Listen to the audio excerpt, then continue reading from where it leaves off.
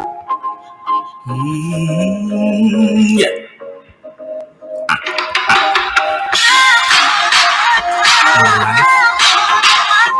The rich, and famous. Jen Sha, Coach Sha is the life of the rich and the famous. The life of the rich and the famous of the famous.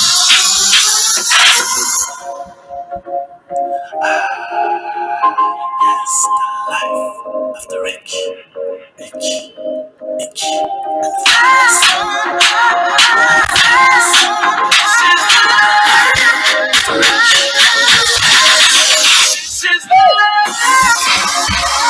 and the life of the rich and the famous. Just kidding. So, guys, Jen Sha is gonna be in the hot seat. In the hot seat. In the hot seat. Don't mind me, guys. I'm just playing. I just like to play like that. So, Jen Shah felt the need to remind us that it doesn't matter if you're living in a gated community in 2022, that if you're black, you could, be walked out of the house with guns in people's hands, referring to the cops. And she was alluding to her nephew and her son and his wife being walked out.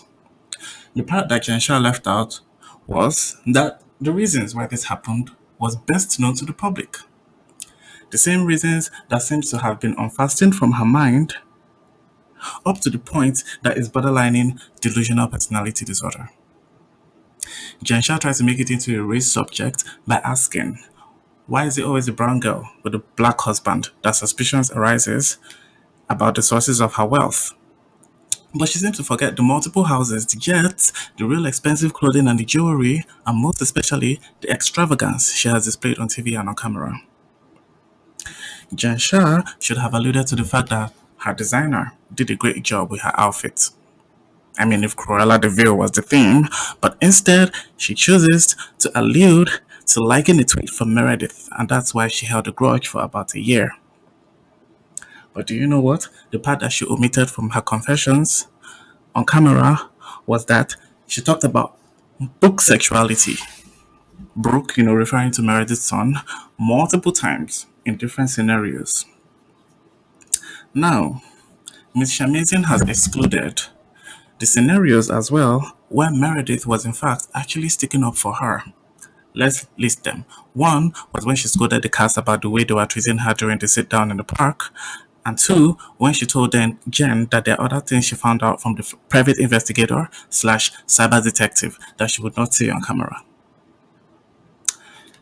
She has also repressed the fact that those rhyming messages of death that everybody on the cast has been receiving, that they have in fact confirmed in an episode that due to the logography used, that they were likely coming from Jen.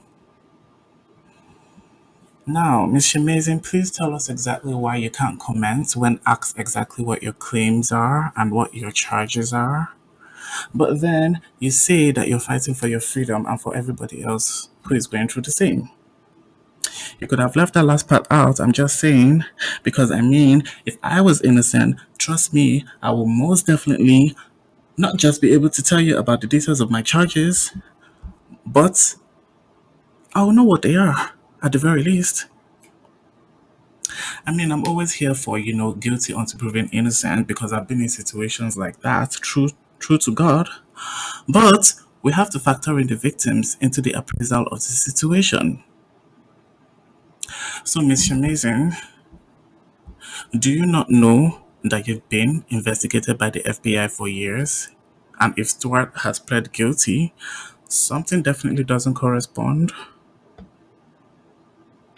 Heather was right about Jen Shah, Her worries are misplaced.